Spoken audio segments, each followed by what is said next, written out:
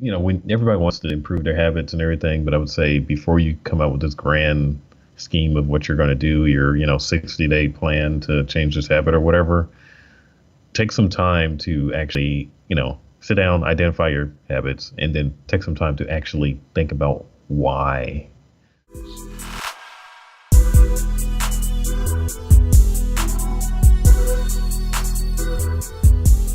Welcome back to another episode of the IC Pixels podcast. This is David.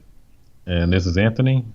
And we want to wish everybody a happy Thanksgiving. Thanksgiving's the only holiday around now. So it seems like a long time since we've recorded. The last time we recorded it seems like it was around Halloween. So yeah we're like on a once a month podcast schedule. So we apologize for that. Hard living going on. So I don't know. There's a lot going on, but we're back. And this week we're going to talk about.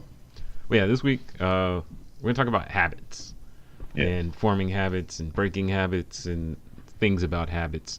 So a couple episodes ago, I know when we were talking about starting new jobs, you had mentioned that your new employer basically wanted you to read a book about habits. So have you finished it? Yes, I finally finished it. They gave us 2 weeks to finish it, and I finished it about a week ago. I'm almost been there 3 months, but that's beside the point. But yeah, they wanted us to finish in the first 2 weeks, but yeah, that didn't happen quite. Yeah. So, but I've learned how to form habits now. So I have the same book. When we talked about it last time, I picked it up. I was like, yeah, I'm going to read this. I put it in my car. I'm not sure why I did that. Because, at the time, sometimes for lunch, I would just go sit in my car and, mess around on my phone or whatever. So I was like, well, when I go to lunch, I can sit in my car and read this book. I read a couple pages in the beginning, like when I first started out. But since then, it's basically been sitting in my passenger seat collecting dust. And today I was actually cleaning out my car and checking on some other problems with my car. And I saw the book again and it reminded me of it, but I haven't actually read any of it. So this may be a little bit of a one-sided conversation, but let's talk about what you learned or whatever, how the book applies to your life. Well, I mean, like we said, the book is called The Power of Habits by Charles Duhigg. So The Power Habit, Why We Do What We Do in Life and in Business.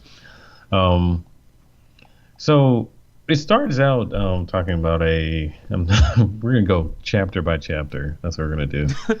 Just really dig in. It starts out talking about somebody who lost memory and how they had some kind of bacteria or something that grew in their brain and it made them lose their memory. Or parts of their memory. And I mean, they were still kind of the same person, but they couldn't remember things after a certain year, basically. And every few moments, it was like they'd eat breakfast multiple times a day, things like that. And because they would forget that they ate breakfast already. So just get up and make breakfast again and stuff like that. Forget, things like that. And what they were talking about is how even though you maybe lose part of your short-term memory or not be able to hold on to any kind of memory after a certain period of time, your brain is still able to follow the form habits, even if you're not consciously aware your brain is causing a habit. Because this guy, he would go out on the walks and somehow find his way back.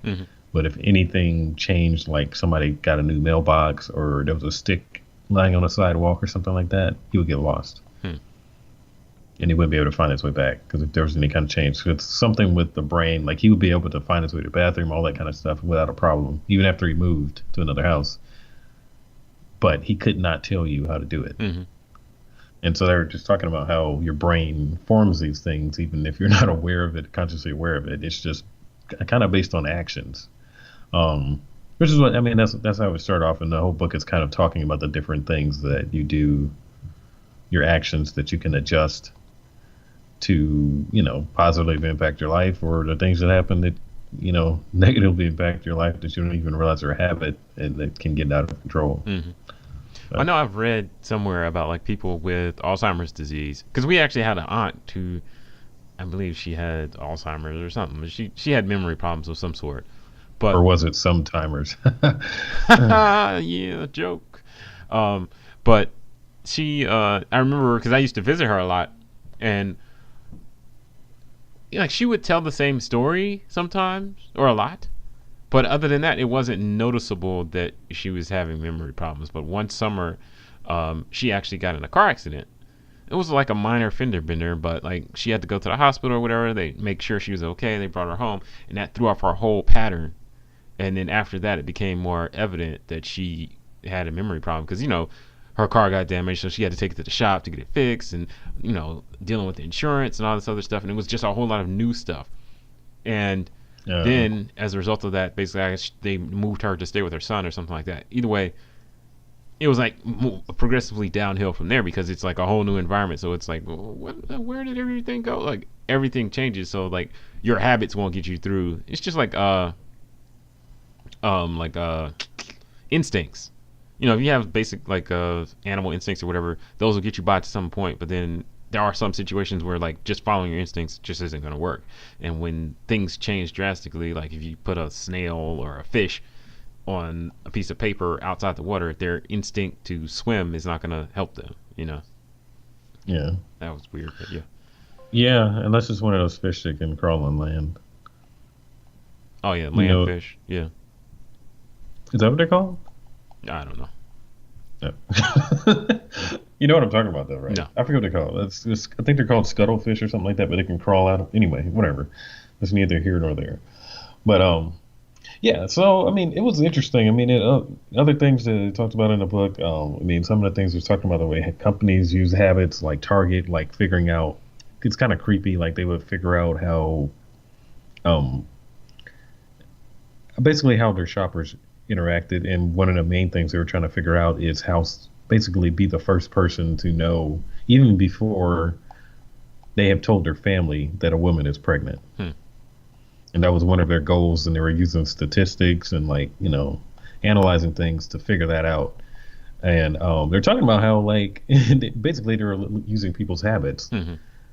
and to people sign up for a card or whatever else in the store, and then they're able to track everything you do. And so they use that to creepily figure out people were pregnant, and they told a story about how they did that because when they find out somebody's pregnant or expecting a child, even if it's like really early before they told their family, they were trying to send them ads already, you know, because their theory was like if we get them in the store, if you get a family to start going to a store even before they're have the baby, Mm-hmm. then they're going to shop there for everything else after they have the And they're baby. going to sign up for their registry there and all the other stuff. Yeah, because they're already in the store. They don't have time to be going around driving around to multiple stores. They just go to that one store and get everything they need and be done with it. Mm-hmm. So that's their goal. But they told a story of how, I mean, they were sending out ads to this girl, and her dad came in the store mad because it's like, why is my daughter getting these ads for a baby for diapers? Like it's like you're trying to force her to have a kid or whatever. And the person at the store, of course, didn't know how to react to that. And then come to find out, the guy came back and apologized and was like, "I'm sorry, I talked to my daughter and I didn't know what was going on in my house." So, yeah, so his daughter was out here, getting it popping, and he didn't know, but Target knew, which can scare people. So it was talking about how they still do that, Mm-hmm. but they throw an ad for a lawnmower in there too, so that you just will look at it and be like, So you're oh, not scared. they're just pushing diapers. It's not, it's not me. So, yeah, no, it was interesting how they do that. And just another aspect of it, they were talking about how when you first walk into a grocery store, where's the fruit? It's usually on the edge. I mean, like on the side to the right or to the left. I don't know. It's usually to the right. Okay. Some stores have kind of played with that because if I think about it, depending Like on some Walmarts are on the left. Walmart's they put it on the Yeah. left, which is kind of weird because every other store you go into a lot of stores it's on the right because they said they did a study and most people when they walk into the store they turn right. automatically without even thinking about it. So, which is kind of interesting because yeah, I know when I do go in Walmart, it's on the left. It is kind of like a weird thing. But again, I Like, think that oh, this kind of applies to habits, because like most WalMarts you go in are set up the same way. There's a few I've gone in where the space was different or whatever, but most WalMarts I've gone in, the food and stuff is to the left. To the right is like sporting goods and the lawn center and TLE and all that type of stuff, and then the middle is always kind of the same, like whatever's in the middle. I don't go in Walmart often, but like because the setup's the same, I can go to almost any Walmart and then kind of know where I'm going in general. In turn, yeah, electronics is in the back you can kind of figure it against the out. back wall, like that type of stuff. So it's not like I have to, and I think that is useful. That has a lot of applications to design because like I know in one of our last episodes we were talking about like designing websites where you try and break the mold and I'm going to do something cutting edge and different, but you're playing against people's habits, and so it's going to be confusing and troublesome for the user the first time. So it's easier to, in terms, especially for something where people need to use it, it's easier to just kind of play along with people's habits. And I think that's also kind of why like a lot of like phone interfaces and app interfaces and stuff like that, a lot of them are very very similar. It's not that easy to come up with something super different that's going to work well because people kind of already figured it out, and so they have habits in terms of how they're going to interact with things. They're used to the little hamburger menu at the top, meaning like this is where you get to all of the options or whatever. They're used to those types of things, and so it's hard to do something drastically different and expect people to figure it out easily.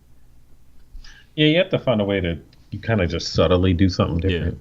Just not change their whole experience, but something isn't where they thought it was going to be, and then they're like, "Oh, wait a minute, that's different," Yeah. and it just so that that way it stands out. But you don't want to change the whole experience because then they're just confused. If you walk in a store right now and the produce was at the back of the store, would you know how to find the produce? I mean, they should have signs and stuff like that, but a Yeah, drastic but change have like you that ever would throw seen people us? off. So I think that's Yeah, another part of it is like people get dependent on their habits and don't read or think anymore as much.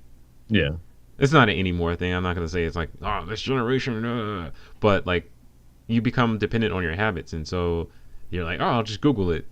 Oh, but yeah. That's a the natural thing. internet's not working. How do I find out something? I don't know. Your brain wants to do the least work, and it's going to find the shortest way to do Mm-hmm. something. So it's going to depend on those habits. So it's not even like like you said, it's not a generational thing. It's just your brain is going to always try to find the most efficient way to do something, and so that can use that energy for other things. Because thinking is hard work on your body. It burns a lot of calories. Yeah. So Well, so that's why you got to take breaks, even if you're just sitting at a computer.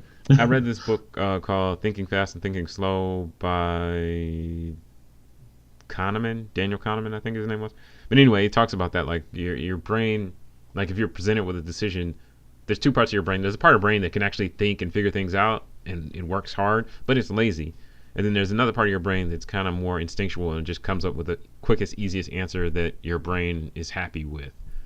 And that's kind of exactly what we're talking about today. Is like that quick response part of your brain that doesn't have to work hard and responds quickly. That's what's gonna kind of provide you answers when you're thinking about stuff. And then if you get in a situation where someone says, well, what's 27 times 74 or something like that, where you actually have to think, then you're like, oh, all right, let me turn on the computer and figure Yeah, this out. I'd have to actually, try to, you'd have to train your brain to be able to do that on the fly, kind of thing. Yeah, but I mean that's why they tell you Yeah, like in elementary school memorize your times tables because once you've committed that to memory, you don't have to really think about it. It's just like the 3 times 10 is yeah, 30. I just know that. yeah. That's like I used to. It's like this sheet where I had to do all these math problems, and they were like really easy, but it just trained my brain to like, you know, knock these things out. And I mean, I just, I'm still able to use it. It was like simple stuff or whatever, but it's still, I find myself still using the same kind of tools that I used to finish that sheet. Mm-hmm. Like all of those problems, it's the same thing. Yep. So aside from like the nature of habits, did the book also talk about forming habits or breaking habits? Yeah. It had a couple of stories about that. about how people use certain things to create or modify a habit. There's one thing he was talking about is people that are a lot of times that are addicts. How you have to find the thing once. I'm trying to think exactly how they worded it. They did a lot better. I mean, if you read the book than the way I would explain it, but it's usually one little thing that you can modify. And it's like I forgot what they called it, but it's like almost like a key habit or something like that. The essence of like a habit. This isn't what they said, but this is the way I'm interpreting it. It's like the essence of the habit, not like I'm going to stop eating cookies every night, but it's more like, why do you want cookies every night? Yeah. Like, are you craving something sweet? Like, as I gave an example of somebody, I guess it was the author of the book. He was talking about how every day at a certain time, he would go to the cafeteria and buy a cookie. And he was doing it all the time, and of course, that's not good for you for multiple reasons. You spend it, it's a problem. And what he did to modify that was, instead of going to buy a cookie, he was like, okay, let me try something. Instead of going to buy a cookie, I'm going to set a timer at this time of the day. I'm going to go, like it's say 3:00. Instead of going to the cafeteria and buying a cookie, I'm going to go outside. And then another day you try. One day you go outside. The next day you do go to the cafeteria, but you get something else, not a cookie. Then another day you just go and talk to a coworker for a while. And that way you can narrow down. Like if you go outside and you still want a cookie after going outside, then okay, well, this is maybe more about sweets and not just you needed a break. If it's like, okay, well, you need a social interaction. So if you went and talked to your friend for a while and you didn't want a cookie, then it's like, oh, okay, well, that's actually what I want. I don't care about the cookie. I just need an excuse to go get up and go talk to somebody. So he said he set a timer, and like every day he would go. He discovered that that's what he really needed, was like not to, get a cookie, but it was some kind of social interaction. So he'd get up and go talk to a friend for 10 minutes every day at like 3:00. And that's what he did. And if he didn't do it, he felt a sense of like he didn't accomplish anything that day, because it was like, I didn't go talk to somebody at this time, this set time, to stopping and doing it at. So basically, and when he couldn't find anybody to talk to, then he would go to the cafeteria and get something else, but not a cookie. So it basically addressed the essence of the problem, which was not that he needs to stop eating cookies every day, but it's like, okay, well, you're craving something. Yeah, you need to do something and to distract yourself. Yeah. Yeah. I know in most of the office jobs I've ever worked, there's been some similar type of thing, like around 2:33 in the afternoon. Either we would all gather, we'd go to somebody's desk and just talk about random stuff and not be doing work, or you'd be like, my friend would come over and like, hey, I'm going to CVS, you want to grab something? And we all, well, it was more about the social interaction, or just, hey, I'm getting sleepy, I need to talk to somebody so I don't fall asleep. But it became a habit to go, like, because a lot of people I work with at one of my previous jobs, they'd always go to Starbucks. I'm not a coffee person because I like to keep my money, but in the morning around like maybe 9:30ish, it was Starbucks time, so everybody would go to Starbucks. And then after lunch around 2:33, everyone would go to Starbucks.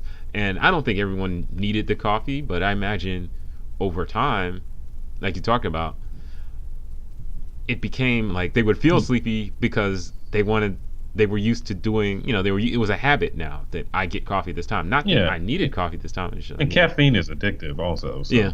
But that's interesting. Because I think I think habits.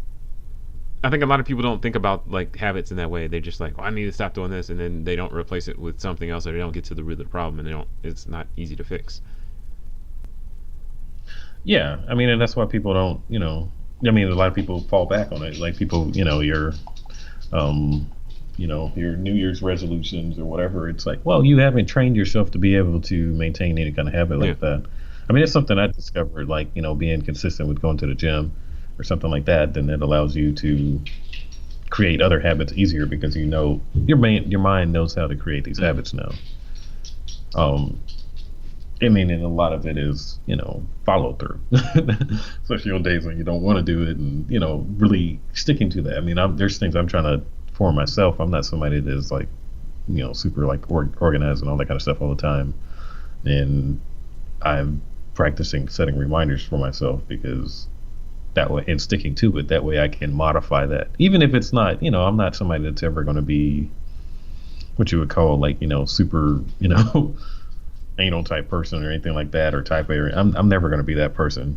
But I mean, I don't, and that's not my goal, but it is a goal to like, okay, well, I can change this, and so that I can, positively improve my life in this way or whatever, or plan for things and things like that. If I can just try to stick to some of these things instead of just thinking about them all the time. So makes sense. So, yeah. Out of what you learned from the book, was there anything that you would apply to yourself as a designer, aside from like, being organized and that type of stuff? What do you mean as far as like my work, what I would do? Or do you have any bad habits as a designer? Because that's something else I was going to talk about. So I'll go ahead and answer the question for myself. I found myself, I can a lot of times get stuck kind of like in a design rut where I will, sometimes it can be, if I spend too much time looking at someone else's work or whack design or whatever, then I can find myself kind of mimicking what I've seen unintentionally. And so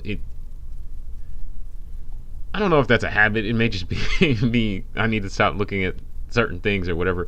But there's that, and then I say one of my bad habits is that, and we've talked about this on the show before, on the podcast before, is just sometimes I just get into the software too quickly before I sketch, and so I have not made any effort to break that habit. It is something I should do, but I just haven't tried it all. But that's something definitely I that's one of my major bad habits, I would say, because I could save a lot of time by doing that. I mean, is that a habit? Yeah, it's a habit that, it's time to design. Let's open Photoshop. Or let's open Illustrator instead of let me sketch something. Yeah. I mean, well, what would you say is the root of that? Like, I don't know. I think part of me just wants to, I enjoy doing design and stuff, so sometimes I feel like, I guess, on some level, down in my subconscious or something, I feel like the sketching process is not going to help me that much, and so I'm like, screw that. I'm going to just get to, I have an idea, I'm going to get to it. Yeah, it's like an impatient type thing. You just want to get past that step. But I mean, I know we've talked about this. I think last episode we talked about like thinking through. I mean, spending time working out the design as much as you can outside of a tool, so that you can determine whether it's going to work or not. So you don't waste a bunch of time in a tool. Because I've definitely spent a lot of time in Photoshop or in Illustrator or InDesign or whatever the tool is, working on a design that if I had maybe sketched it out, I wouldn't have even attempted. I would have just been like, that's not going to work. Let's try something different. Yeah, and you're not messing with the tools and Photoshop and all. I mean, I would say, because I've had to do that recently, because I couldn't do anything to the website yet that I was working on for work. So I had to do it in other programs. I mean, or do it on paper, or actually I started drawing it on the whiteboard, which is very efficient because it's, it's bigger than paper, and, I can use all kind of mad colors and stuff and sketch it really quick, and I can see it, and it looks impressive when people walk in and they look at it and like, oh, he's working, but yeah, no, I mean, it's helped me. I think it's really helped me think through, because I mean, I was so used to going, this needs to be done, yesterday, so I gotta go, so it's a lot of skipping that step. It's like, okay, well, let me just get to it because I don't have time to really put thought into it. But it was been me being able now, like, I wasn't able to do anything. I had to take time to think about it, and I've kind of now realized, like, man, that's really, it's I can see that being more important to me.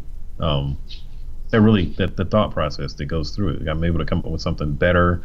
The decisions I make are they're more thought out. It's not just like, well, let me just do this because somebody else designed it like this, so I'm just going to do this. Yeah, I think it's allowing me to make something that's so. I not think basic. that habit has been formed somewhat out of necessity.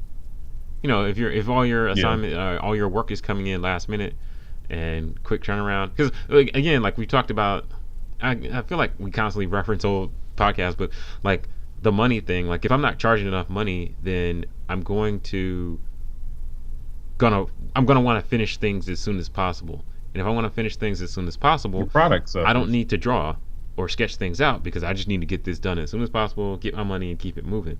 And then that forms the bad habit of not taking the time to think your ideas out and sketch things out. Because I know there's a lot of things I've done where the money was short and I produced a bad design, but it was like, well, I spent the amount of time I can.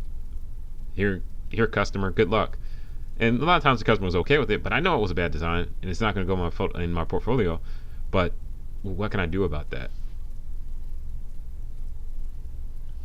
Yeah, I mean, it ends up keeping you in a rut where your portfolio never improves. I mean, unless you're doing something outside of that for yourself, which, when you're doing everything for money and you got to turn around and constantly, you don't have much time to do anything just for yourself. And your work suffers. You don't actually, you can't actually look at your stuff and be like, oh, I've improved over time, which is scary. Yeah. This is scary. And it's something that I've been dealing with because just having to do a lot of stuff. I mean, I haven't been able to like paint as much as I would like to. And I can't look at, over the last year, the stuff I've done, I can't look at it and be like, oh, this is definitely better than what I was doing last year. I can't look at it and say that, which is, that's frustrating because, you want constant improvement and, sometimes that habit of reacting to everything instead of like actually, consciously doing things, which, it's something you got to do sometimes. That's just life. It happens sometimes. You got to react to things and, you just got to survive sometimes. But, eventually you're not actually learning anything. You're just surviving. Yep. Well, another like kind of design habit I would say I've unfortunately formed is listening too carefully to like customers' design ideas. So what I would say to explain is like a customer needs something, whatever it is, and they come to you with their idea of how it should be implemented. And they may even say, hey, well, whatever your idea is, I'd like to know what your idea is too. But a lot of times, again, it goes back to time and money and all that type of stuff. I'm just like, all right, well, I'll just reproduce whatever you ask me for, and because it's easier and I don't have to think. Mm-hmm. And so sometimes I won't even bother to think about what they're trying to do and improve it. And then sometimes it's I wouldn't say it's come back to bite me, but it's come back to bite the customer, where in the end I'm coming back to them later like, oh, well, yeah, we can improve this, or we should do this way, and I'm kind of contradicting something I may have told them to do earlier, because now further down the line I have more time. I'm like, oh, well, that was a bad idea. I should have, some of these things are situations where I should have stopped and or kind of intervened and prevented the customer from doing something they shouldn't have done, but I didn't. Yeah, you're just trying to get done with it. And you figure like they're not paying me to actually. So I think all that is kind of all one habit wrapped into one.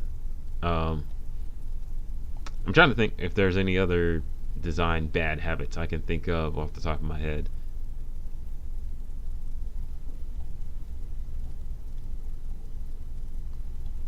Yeah, as I think about it, a lot of habits I would have are based on that, of just that the rush, because I was thinking it's like, I could, take the time to name my layers, but I don't have time to do that. There are things, that I could do, organizationally just to make things better. Like, all right, well, create folders in your inbox. When you get a new company email before it gets out of hand, create some folders. That way, it's just not like a large stream of things and then that you have to deal with later. I guess that's the habit that I have, is like putting things off for future me to handle.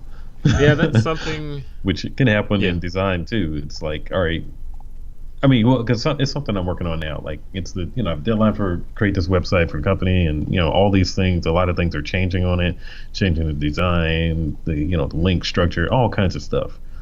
And in the process of going through it and creating this this structure, this new structure, new menu, all these new pages and all this kind of stuff, and rearranging old content, there are things that get left in at the moment, it's like, well, I can't do this right now. I'm going to come back to this because, like, okay, well, I'm going to have to update these links. They're going to be different, so I'm not going to do those right now. But the habit I realized I was not going to be able to live with or would severely regret in the future is just thinking that I will just remember all of these things that I need to do. I mean, I wouldn't say I have a bad memory. It's just an organized memory that just remembers what it wants. Yeah. So I mean, that's something you can train your brain to do or whatever. So, but so I mean, one thing I on the whiteboard that I have is after I erased all the website drawings I did, I have like all these lists of things that I do, and I'm actively practicing using some of these all these apps that they have for taking notes and all this kind of stuff. Actively trying to use that stuff so that it doesn't catch up with me, because that is not like I don't want those problems in the future. I of just it's like, oh, this is launched and these links are broken. I think I have a similar problem where I know that I should be more organized. Like you talked about naming layers and using folders in Photoshop and stuff and in email. I know that I should be more organized, but a lot of times when I have the free time to spend organizing, I don't, or I'll do something else. So I don't know why I'm not more organized, because I completely know I should do it, and I completely know that it would help me in some things. Like, yeah, I mean, but yeah, it's fun. Like I gotta name all these layers, but look, I want to just finish this cool design and get it to the customer and get that feedback. As a creative person, that like organizing things gives us no pleasure. It's like, okay, all right, that's so one time I was actually trying to write a tutorial on how to do something and post it on my blog. I have a blog somewhere, but don't worry about that. And it forced me to, because everything worked, and it was some code I wrote and everything worked and everything, but when I started doing the tutorial, I realized I needed to organize my stuff so that someone else could understand it. I had to write comments in my code. I had to put everything in the proper folders and all that other stuff. So I had to do all this stuff after the fact, and it forced me to change my code a little bit to account for how things were rearranged. And it was like, man, I should have done that from the beginning, because now, I had used that code several places, and now I'm like, I felt compelled to go back and fix it in every place I used it. Not that it was broken, but just it could have been better organized and functioned more betterly-ness to. Yeah. That's what happened to me, and it's actually active. I tried to make everything neat and thorough for everybody. It was like sending out a new email signature for company wide to use, and I sent it out, and I created a little document. It's like, this is how you do it, just copy and paste this or whatever. But then there were things I had to fix. I ended up having to go back and fix, and I was just like, oh, this is so frustrating. I actually took the time to make this easy to understand for everybody, but there's things that I messed in it, and so now I have to go around and fix it for everybody, and which is kind of frustrating, because it's like, why did that happen? It's one I did good with actually being thorough with that, and making it simple for everybody, and putting thought into it. But then I kind of shot myself in the leg by not fully making everything is perfect. Nobody was mad about it. It was just like, hey, you can fix this for this program, and like, oh, this looks crazy in Outlook, and blah blah blah, and and it's like me running around having to fix everything, which is just not. There's more productive things I could have been doing than doing. Well, that's another. But, I'll say that's one of my bad habits. Sometimes is not fully testing things, mainly for web, because that's where it really matters. But like, I'll test things. I have access to Androids and iPads and Apple devices and every browser I need, but I don't always test things across every browser. And so I've had to do the same thing, like go back and fix things. Oh, well, it doesn't work here. It doesn't work here. It doesn't work this way. If you click on this acts differently. And so that type of stuff. But again, it's like, at least for me, it seems like as a designer, that part is the least interesting part. I don't want to test it. I want to get it out there. So, Yeah, but it's one of those things. You've mean, got and to if do you're one to fortunate, do the other. I mean, if you're fortunate, you're in a company that will also Yeah. have people that can test things. I Yeah. mean, you're not the only one on the team. I mean, that's something, and which, I mean, I understand not testing everything. That breaks up the creative process. If you have to make something, you make something, and then you have to go over here and test it here, and go test it here, and then go test it here, Mm-hmm. and you forgot what you were doing. It completely messes up the process, which may be a good reason to, draw things on paper first.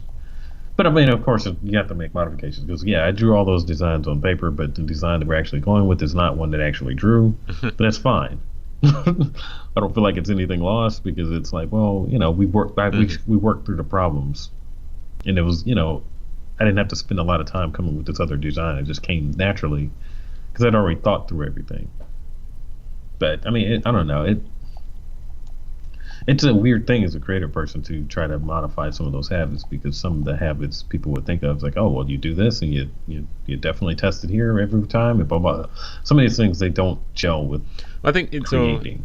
it's worth noting, like, if you're working for a company on a team or something like that, then you'll probably have some manager or creative director or somebody that's going to kind of manage that process and help you form better habits. But if you're working for yourself or by yourself, then it's easy to not have good habits because no one's going to tell you any differently. It's going to be your customer, hopefully, that says something, or maybe no one says something and you just continue with your bad habits. So I think that's part of why some of my habits maintained, because a lot of the places I worked, I had, you're in a situation where you're the only creative person there, or you're like, your manager doesn't have a clue what you do. I mean, they know what you do, but they don't know anything about it. So they just, when something breaks, they're like, David, what do you I do? don't know how to What help. should I do? So I think that's the important part. And then, Yeah. it's important to evaluate yourself periodically and look back at your work and the patterns you've been following and determine, hey, if am I doing something that's not getting me where I'm planning to go? Am I headed the right direction? Yeah. I just thought of it. I mean, it may be, in an effort to not break up the creative process, maybe it's a thing that you do once a day or at a certain point after you've, designed something or worked through something, you know, I don't know, set a reminder for Go yourself or back I don't and know, whatever you need to organize do. and test and all that other stuff. Yeah, to actually like, okay, now let me test what I did. Like after I did all that kind of stuff, it's like, I mean, I get off at 4:30, but so let's say if it was like 4 o'clock, I'm like, okay, set a timer for 4 o'clock. At 4 o'clock, I'm gonna go Yeah. test all this stuff. That way, I know that I've done it. I mean, I didn't interrupt my creative process, but I'm also able to check my own work at the end of the day. So, I think the next thing it'll be worth talking about is kind of how you go about forming a habit or changing a habit, that type of thing. So, I've recently, I know in the past we've talked about like having a whiteboard and using that to write down like what you need to work on or whatever. It could be a blackboard also. I will note. Like, I have a you know. blackboard actually. It's not like a chalkboard, it's like a whiteboard, but it's black. Um, Oh. but I don't use it that much. It's not a racist Oh. thing or anything like that. But anyway, so I've tried to get in the habit recently of You are suspicious of it though. yeah. I don't trust it, but I don't trust what I do on that blackboard. I've tried to get in the habit recently, at least on like so during the week I'm not home during the day. I have a day job or whatever. But a lot of times when I come home, I have certain tasks I need to get done for my side businesses and things that, whatever I have going on. So during the week, a lot of times I don't have time to go in my office and write down what I need to do, things like that. But on the weekend, I've been trying to, on Sunday, like write down a list of what I need to get done that day. And a lot of times, like we talked about before, a lot of times it's just like little simple, small tasks that I'm just not doing. So I've been trying to get in the habit of writing on my whiteboard and remembering and trying to get those things done. And I don't know. I think I don't know the best way to form a habit, but I feel like trying to remind myself to do that is tough. And when I've actually done it, I feel better. So I think one thing I have done is I try and think back. Okay, like, so last weekend, last Sunday, what did I get accomplished? Or yesterday, what did I get accomplished? And today, what do I need to accomplish? And then by looking back, when I've done what I should have done, it makes me feel better, and then it kind of motivates me to continue forward. So that's kind of how I try and improve my habit. Or crossing stuff off lists feels good. Yeah, but making that list is not. That's the boring part. It's sitting down like, oh, okay, what do I need to do? Well, so I've gotten in the habit of where, so my alarm goes off at 6:30. I get up, I turn off my alarm, I lay back down. Okay, see, that's bad. But what I do sometimes, I'll lay down and I'll start trying to think through what I need to get done that day. And then I should, in 15 minutes, I should like get up and then start doing whatever it is. Sometimes I go back to sleep and then don't wake up till 7. That's a different problem. But the goal is that I would then, I think through what I need to get done.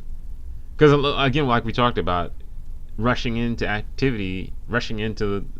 Photoshop when you need to design something, or rushing into whatever, isn't always a good idea. So I try and stop and think through what I need to do, and then say, okay, there's my plan, let's go do it.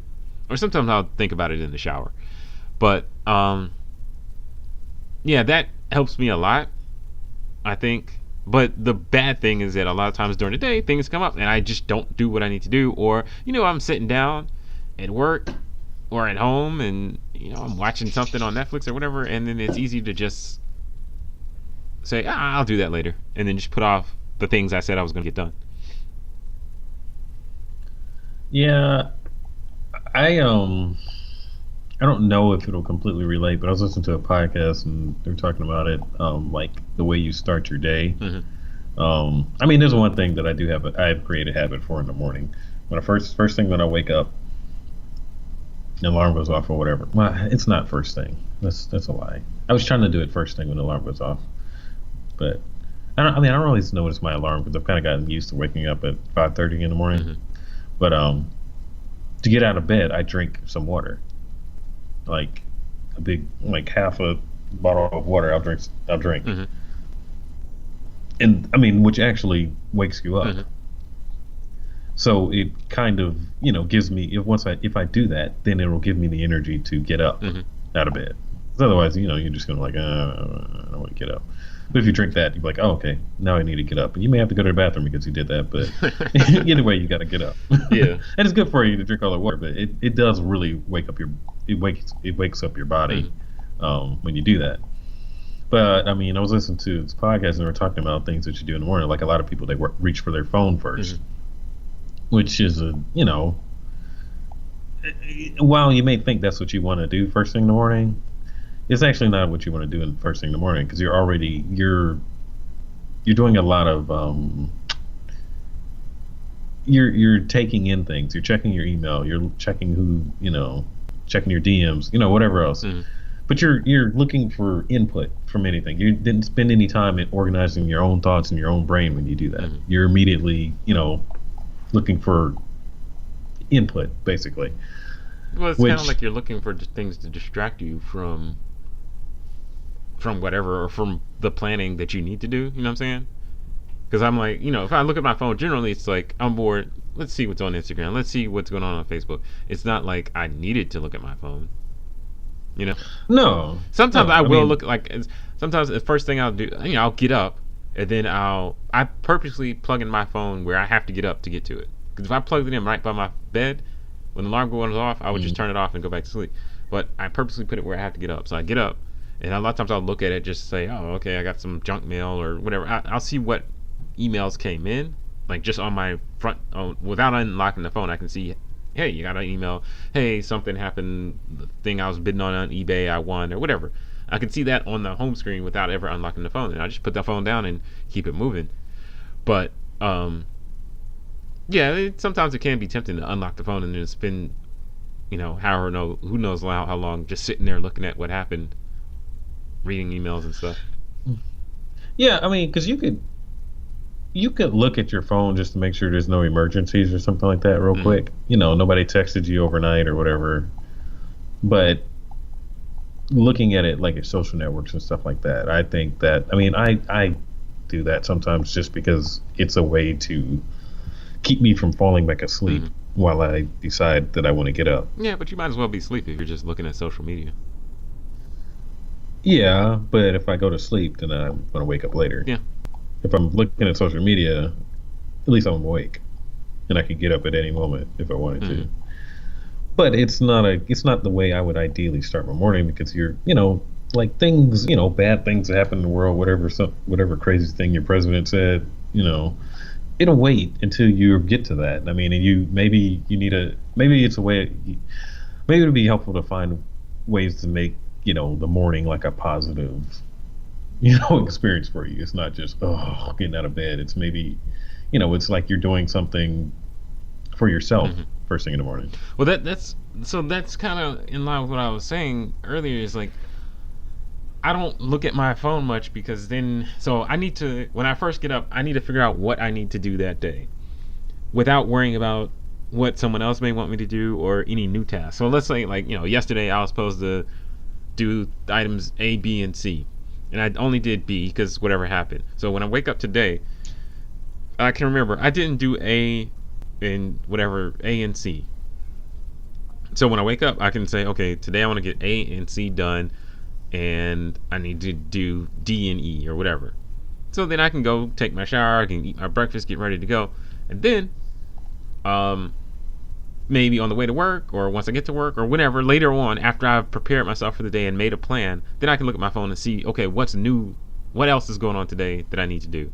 Because if I start off with whatever is new, like, it's like being a firefighter almost, or kind of like everything's an emergency. So as soon as I get an email about something, I'm like, oh, I need to do this now, no. And then that stuff I didn't do yesterday, I'll never get to. So I need to finish up what I didn't do yesterday, as well as whatever I think is important for today, and then anything new that came in gets prioritized behind that. Because otherwise, I'll never make progress.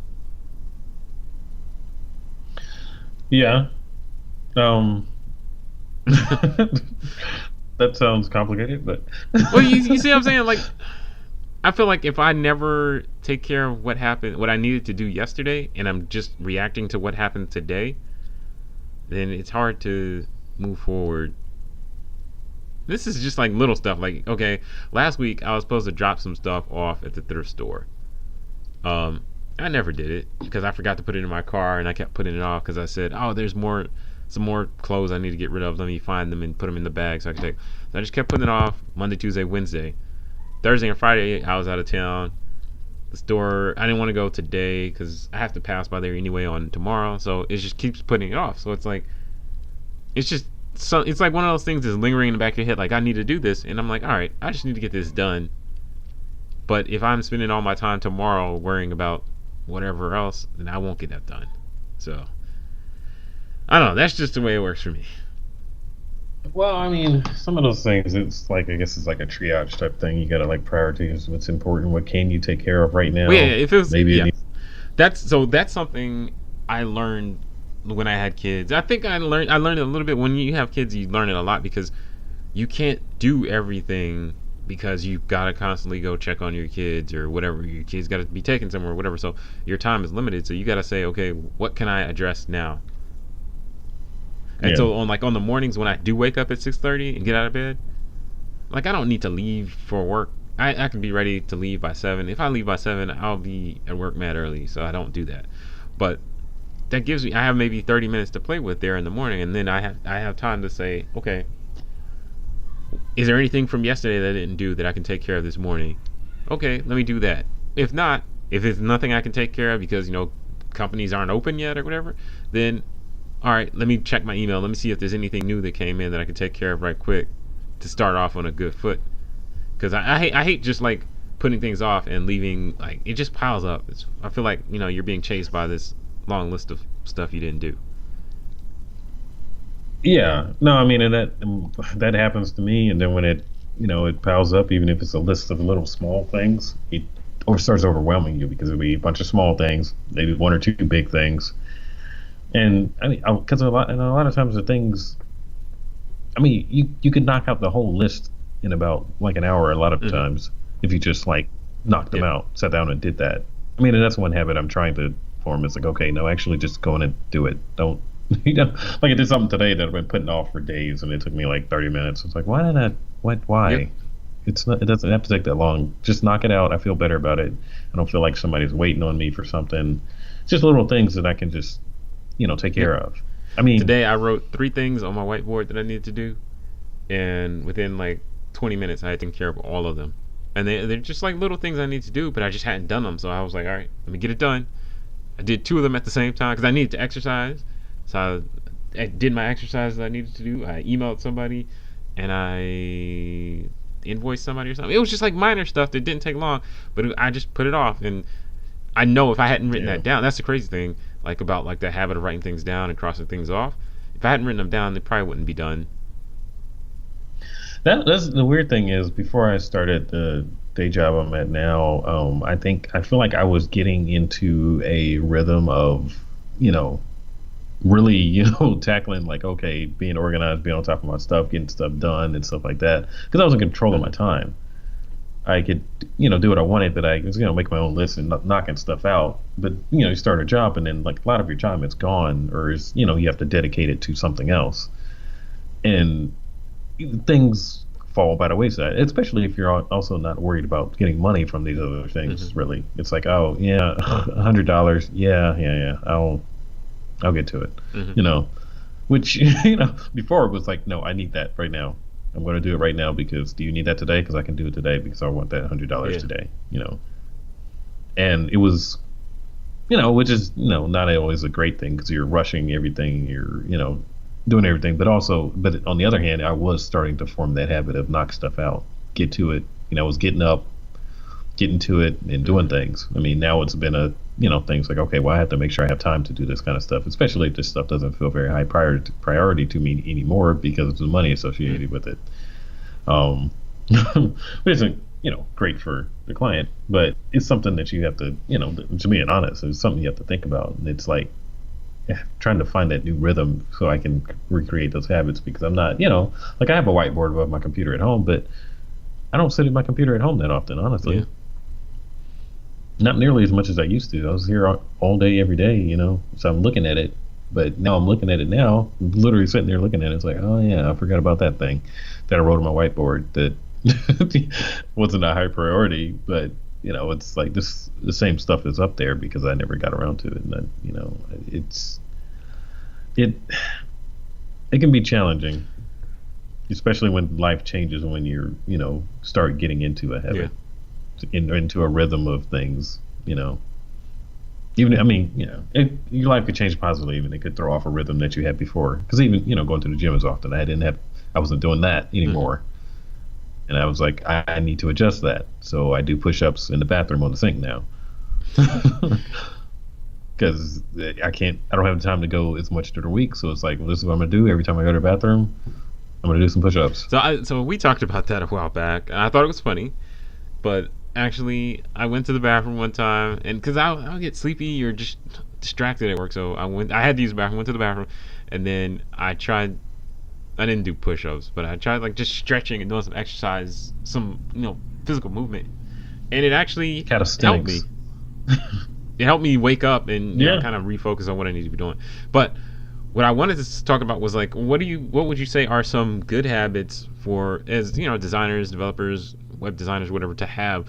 What are some good habits that you would say are important to have? One that I'll say, that we've talked about kind of here and there, are talked adjacent to a lot this episode, was like time management, in terms of using your time so that in the most effective way, so you're not spending a large amount of time, like we talked about, wasting time in Photoshop when you should be sketching or planning out your design and stuff like that. Also, not wasting a bunch of time sitting around staring at social media when you need to be doing other stuff like that. So I think time management, whatever that is, because that's a vague way to describe it, but just developing a habit of being conscious of your time and how you use it is very important, especially if you're doing freelance work, because then it'll help you bill and get money more effectively, because you won't just be like, that took Yeah. me 2 hours. when it really took you like 4 or 5. Yeah, I mean, when you're freelancing, it's easy. Yeah, it's really going to enforced because it's like time is money, Yeah. literally. If you're not, then yeah, you can fall into just looking at Amazon for shoes you don't need. Um, Speaking of, This is it's not from it's for a personal friend. experience. Talking about a friend. No, that's about a friend. It's about a friend. Um, but yeah, I mean, it's kind of like what I was talking about that story before. It's like if what you need is every once in a while you need some time to do Hmm. something else to take your mind off of it. Then yeah, maybe it's getting up and walking around so that way you're just not on social media, looking at nonsense for no reason. Yeah.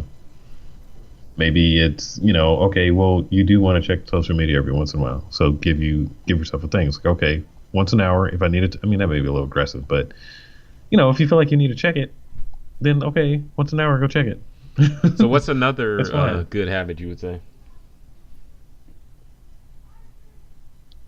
to Hmm. have. um I would say find a way to make lists that works for you. It's not going to be the same for everybody. It's not going to, you don't have to be super like strict about it, but you have to find something that works for you. Some kind of note taking thing that, even if it's, not, really, detailed notes and all this kind of stuff, but something that helps you. So at least you can organize your thoughts. That way it doesn't interrupt your creative process because you forgot to do something and now you got to go run and do Hmm. something else. At least that way you're somewhat organized. I mean, and there's ways to take quick notes that even if nobody else understands it, if you understand it and you can do it really quick, just so you have a note and you're not breaking up your process, then Hmm. do that. Find something that works and just do that and just try to get in. I mean, it can be once again, I mean, I hate to, I wouldn't say make a reminder for everything like that, but once an hour, try to be like, okay, let me make sure once I've done this thing, maybe if I need to take any notes, go in and write it down real Yeah. quick. Which I don't know. Honestly, it's a weird thing for me. No matter how many monitors you have, you'll feel like you don't have enough space to like. Okay, now I got to open this tab up again so that I can put this here, and even if you have three monitors, it still can be a thing that's like, oh, I'm gonna write lists. But I mean, I don't know. Find a way to Yeah. do it. A piece of paper works best for me, uh, but it doesn't follow me around like my phone does. So I'd say another habit I think is important. I just forgot what it was. I think you need to get in the habit of learning and learning how to learn effectively. That's a lot, but I think just get in the habit of learning because like we know, technology changes quickly, everything changes quickly, new things are coming out all the time. So if you're in the habit of learning, then it won't be such a chore when you do need to learn and change and adjust to new things that are available. Because like those people that are always upset and frustrated when things change or new technology changes or whatever, it's because they're not in the habit of learning. And if as a like, I think that applies to like young people, like because like younger people at least, when new things come out, they're like, okay, yeah, it's just different. Okay, I know how to do it. Okay, let's go. Whereas like that whole saying, oh, you can't teach an old dog new tricks. It's because the old dog stopped learning. Yeah, they get too they get too involved in their habits that they can't modify them. That's why you have racists, Yeah, or at least, well, maybe not racist, but at least prejudice because people don't. It's like, it's oh, easier to hey, use I the should stereotype change. than like start with the blank slate. Yeah, So that's one.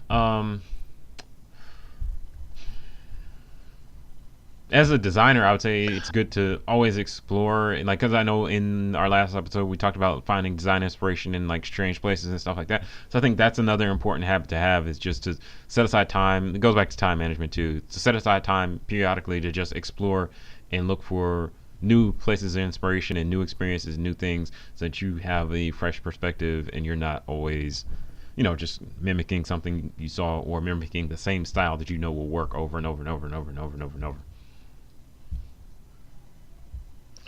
yeah.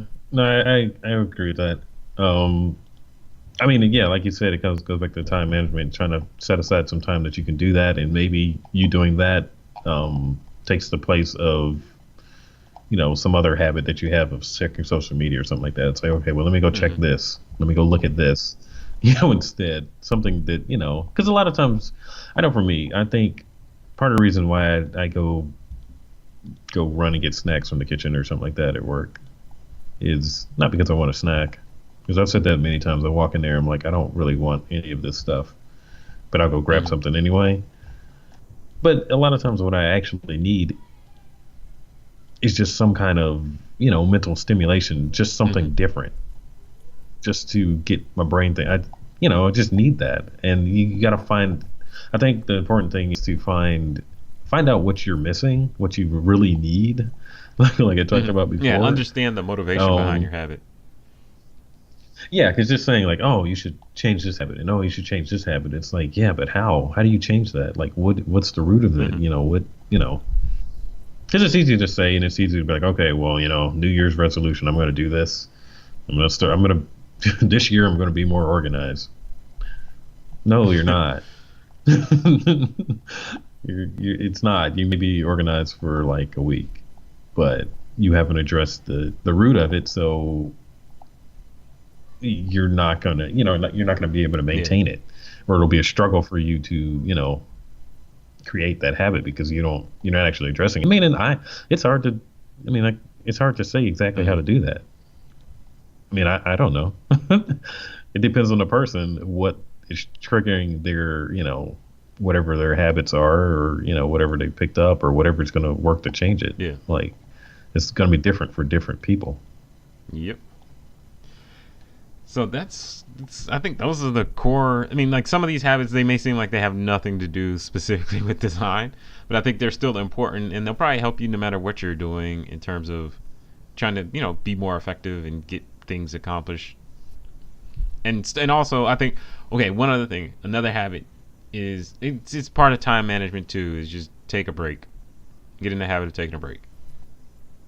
Oh yeah, because it's easy to get in the habit of being a workaholic person or whatever, or just get in the habit of working. Because I definitely have been in a situation where I'd come home from my day job and then sit, maybe say hi to the family or whatever, and then sit back down at the computer and work until time to go to sleep. And I was enjoying what I was doing, but then you got to take a break. You also got to enjoy what your work is bringing to you. So take some time to spend that money, or take a vacation, or do something else. It'll all help you. Yeah. One thing I would say, when I was just to wrap up what I was saying before about the targeting the habit or whatever, I'd say like when you want, when everybody wants to improve their habits and everything, but I would say before you come out with this grand scheme of what you're going to do, your 60-day plan to change this habit or whatever, take some time to actually sit down, identify your habits, and then take some time to actually think about why,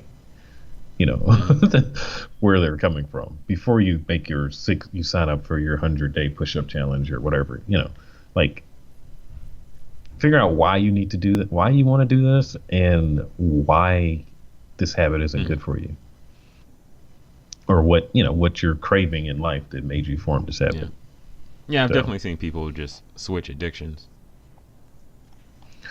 Yeah, and that doesn't, that's not good. I mean, you're just going to replace one for another, and then you still have that same problem. You haven't addressed, like, what really, because there are things that you can be addicted to, or at least, replace one thing with a positive thing that, it's not. Yeah, I wouldn't say go back to the saying, all things in moderation, including moderation. Because you could be explosively fat. Yeah. And then you switch to being all fitness, and then you're all roided out, and you're not really that much better. Explosively? Yeah, explosively fat is basically when you're explosively fat. I can't think of another way to describe it. Okay. Yeah, no, but that's all right. Because like it's one of those things you could easily look at. It's like, well, yeah, but they're they're healthy now. It's like, well, they may look healthy, but I don't know what's going on in their mind. Yeah. I'm not saying they should stop working out, but why are they doing that? Why are what's they driving them all the time? Yeah, because it's still an addiction. It's just negatively affecting the rest of their life. Yeah. Because forming a habit can definitely positively impact you, but you know, it all depends. Like old folks pissing. And on that note, got our Kanye reference in, and I think that. Well, yeah. Thanks everyone for tuning in again. We're gonna try and form the habit of coming out with episodes on a predictable schedule. Hope everyone enjoyed Why Thanksgiving have we not done that? and the holidays and everything. We are currently having a sale on shirts and everything on our Threadless shop. So if you go to alienmuffin.threadless.com, we have shirts and hoodies and all kinds of stuff you can buy, make great Christmas gifts, and they're on sale, so you can save some money. And I think also they're having free shipping right now if you spend over $45. There's no code or anything needed, I don't think. So definitely check that out. Tune in again whenever we launch our next episode. We're going to change that. We're going to address why we don't do it. I think I know why we don't do it consistently, but we're going to address why we don't do it consistently. Yeah, we need to break that habit. Yeah. I'm breaking the habit. All right. I've seen it all. Oh, wow. I have that CD somewhere. R.I.P. Crap. I can't even say R.I.P. because I forgot his name. What was his name? Chester? I don't know. It was the guy with the weird voice from that one group. Yeah, the screamer from Linkin Park. I forgot his name. That's pretty bad. But R.I.P. To him. All right.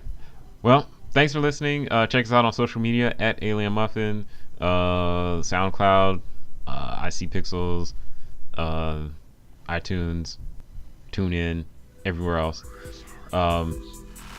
Tell a friend about the podcast, listen to the old episodes, and have a great week. Bye.